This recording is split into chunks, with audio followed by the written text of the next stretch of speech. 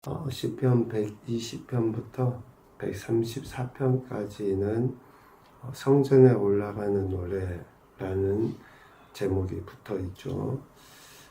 성소에서 예배드리기 위해 귀국한 디아스포라 유대인들, 흩어져 있던 유대인들이 다시 성전에 예배하러 가면서 하나님 앞에 찬양하고 또 간구하는 그런 내용들의 시라고 이렇게 할 수 있습니다. 시편 120편은 고난 중에 하나님의 임재하심을 갈망하는 시라고 할 수 있고요. 121편은 그 주님을 향한 기쁨의 찬양이라고 할 수 있고, 122편은 성전이 있는 예루살렘을 위한 기도라고 할 수 있고, 123편은 하나님의 자비를 기다림, 그리고 124편은 그 도움은 하나님에게서부터 온다. 그리고 125편은 하나님의 백성에게 내리는 축복을 위한 기도이다 라고 각 시편의 주제들을 생각을 해볼 수 있을 것 같습니다.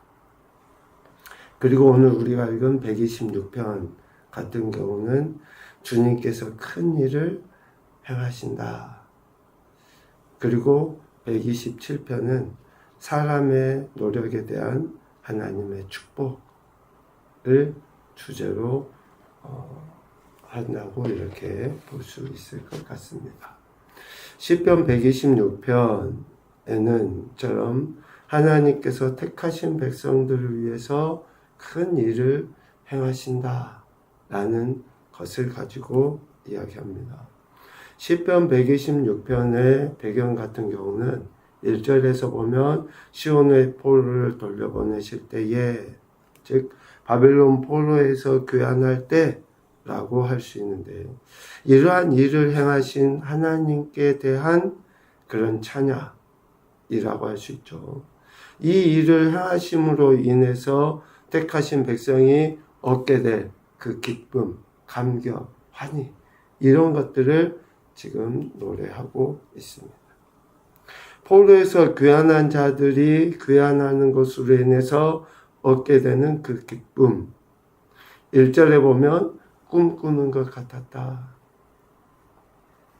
우리로 해방이나 독립 이런 것들에 대해서 직접적으로는 아니지만 역사적으로도 많이 그러한 그 아픔도 있지만 그 안에 기쁨, 감격이 있잖아요. 포로에서 귀환한 이스라엘이 느끼는 그 감정이 정말 꿈꾸는 것 같이 도저히 있을 수 없는 일이 있는 것 같아요. 그러한 그 마음이라는 거죠. 또 2절에도 보면 우리 입에는 웃음이 가득하고 우리 혀에는 찬양이 찼습니다. 얼마나 감격스럽겠어요. 귀환하는 그 순간순간. 물론 예루살렘에 돌아가면 다 패하고 아무것도 없는 상태이기도 하지만 고향으로 간다는 거. 삶의 모든 것들, 어쩌면 바벨론에서 지내면서 누렸던 그런 것들이 조금은 이제 더 익숙해졌을는지 모르지만, 비록 그런 것들을 포기하고 예루살렘으로 돌아간다 할지라도 그 기쁨, 그 감격이 말하지 않아도 웃고 있고, 그냥 입술 안에 찬양이 머금어서 계속 찬양이 나오는 그러한 그 기쁨이라는 거죠. 3절에도 큰 일을 행하신 하나님으로 말미암은 그 기쁨, 우리는 기쁘도다. 여러 가지의 기쁨들을 우리는 이야기할 수 있지만,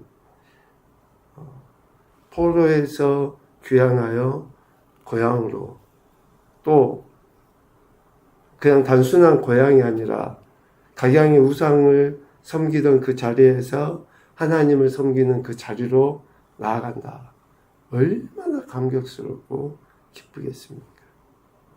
이러한 기쁨을 하나님께서 허락하시는 것에 대해서 이야기하는 거예요. 3절 여호와께서 우리를 위하여 큰 일을 행하셨으니, 이러한 큰 일을 행하신 하나님께 대한 이스라엘의 태도는 어떠해야 됩니까? 5절, 6절에 이야기합니다. 눈물을 흘리며 씨를 뿌린다. 울며 씨를 뿌리러 나아간다. 씨를 뿌리는 것은 그냥 쉽게 하는 일이 아니잖아요. 잡초도 제거하고 고랑과 이랑을 만들어서 어떻게 계속 그 일들, 힘듦, 수고가 곁들여지는 거예요. 씨를 뿌리는 것은. 그런데 씨를 뿌리는 자가 단순히 그러한 고통, 힘듦만 생각합니까? 아니잖아요. 나중에 수확할 그때를 소망해서 비록 씨를 뿌리는 수고가 있고 힘들긴 하지만 그 씨 뿌리는 것에 의해서 이후에 얻어질 것을 기대하며 나가는 거죠. 그러니까 하나님께서 이러한 일들, 즉 포로에서 귀환케 하심으로 말미암아 예루살렘에 돌아가면 아무것도 없지. 또 1차, 2차, 3차 포로 귀환을 하면서 저들은 성전을 재건해야 될 어쩌면 막중한 사명을 가지고 나가는 거잖아요. 그런데 그 수고보다도 앞으로 성전이 지어진다든지 예루살렘 땅이 또 이전처럼 회복되어져서 자신들이 또 자신들의 후대가 살아갈 때에 그 아름다움을 보면 어때요?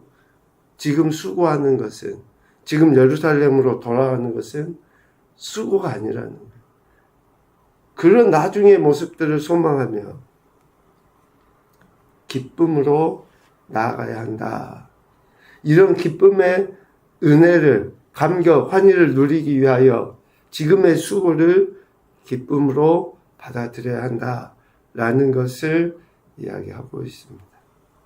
결국 하나님께서 택하신 백성을 어쩌면 수고나 고통이나 압제, 절망의 상황에서 하나님이 반드시 회복시키실 것을 기대하고 그때의 기쁨을 위해 지금 조금 당하는 이러한 수고나 또 눈물, 또 힘들게 씨를 뿌리는 이런 것들을 묵묵히 감당하는 삶을 살아야 한다라는 것을 시편 126편에서 이야기하고 있습니다.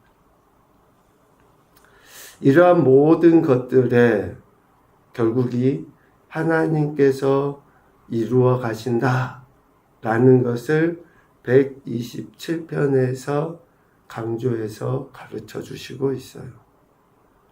솔로몬의 시라고 되어져 있는데 인생에 대한 하나님의 주권, 즉 수고와 기쁨의 그 여정 속에 하나님이 직접 역사하신다라는 것을 교훈해 주는 시라고 할 수 있죠. 하나님의 주권적 역사하심 가운데 우리 인생이 있다. 모든 것은 하나님의 주권에 달려있다. 참 우리가 말은 이렇게 표현하고 하지만 정작 진짜 이게 내 삶의 모든 여정 속에 하나님의 주권으로 이루어지고 있다라고 하는 것이 얼른 받아들여지지 않을 때가 참 많이 있습니다. 그래서 왜 라는 단어를 자주 붙이기도 하고 불평이나 원망을 통해서 하나님의 주권을 좀 부인하는 듯한 그러한 행태들을 많이 보이죠. 오늘 시편 127편에 보면 집, 성이라는 단어를 통해서 포로에서 귀환한 이스라엘의 하나님의 그 역사하심, 그러니까 솔로몬을 통해서 보여주신 이 말씀이 포로에서 귀환한 저들이 실질적으로 하나님의 은혜가 아니면 자신들의 삶의 터전을 한 개인의 인생이나 가정의 가문이나 아니면 한 국가 공동체가 결코 설 수 없다라는 것을 가르쳐 주시고 있어요. 하나님께서 집을 세우지 아니하시면, 하나님께서 성을 지키지 아니하시면 그 어떤 것도 헛될 뿐이다 라는 것을 이야기합니다. 그래서 한 개인이든 공동체이든 막론하고 하나님을 믿고 의뢰하지 않는다 그러면 결국 우리 인간들의 노력은 물거품이 되고 만다. 헛될 뿐이다. 바람을 손으로 움켜쥐는 것과 같다라고 이야기하는 거죠. 그래서 우리 인생은 결국 하나님의 기업과 하나님의 상급을 기대해야 한다. 하나님이 주실 그 기업, 하나님이 주실 그 상급을 기대해야 한다라고 이야기해요.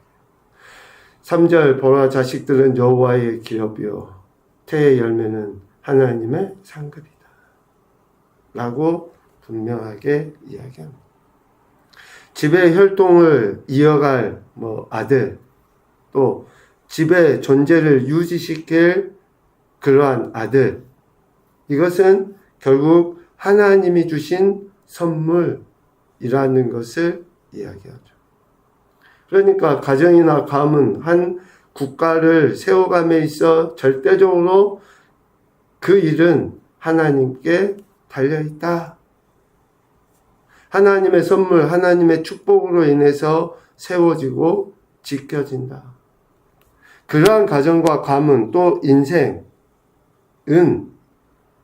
어떠한 일을 당한다 할지라도 5절 말미에 이야기하는 것처럼 수치를 당하지 않게 된다. 하나님이 주신 기업, 하나님이 주신 그러한 상급으로 인해서 수치를 당하지 않게 된다. 자식이 많은 거 복이죠. 그런데 육신적으로, 인간적으로, 세속적으로, 세상적으로 그 자녀가 많은 게 복이라고 했으면 가지 많은 나무 바람 잘 날 없다 이런 표현이 왜 나왔을까요?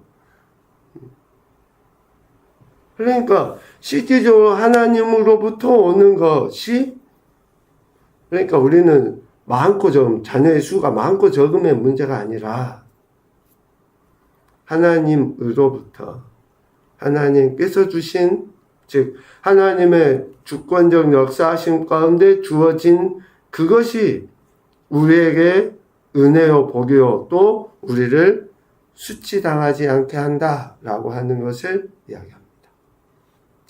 결국 하나님께서는 택하신 백성이 참된 기쁨과 환희 속에 살아갈 수 있도록 전적으로 역사하신다라는 것을 이야기하고, 이 분명한 사실을 기억하고 인내하며 또 기도할 때에 주어진 그 어떤 상황에서도 수치를 당하지 않은 하나님의 택함받은 백성으로서의 삶을 살아갈 수 있게 된다라고 126편과 127편의 말씀을 통해서 우리에게 가르쳐 주시고 있습니다.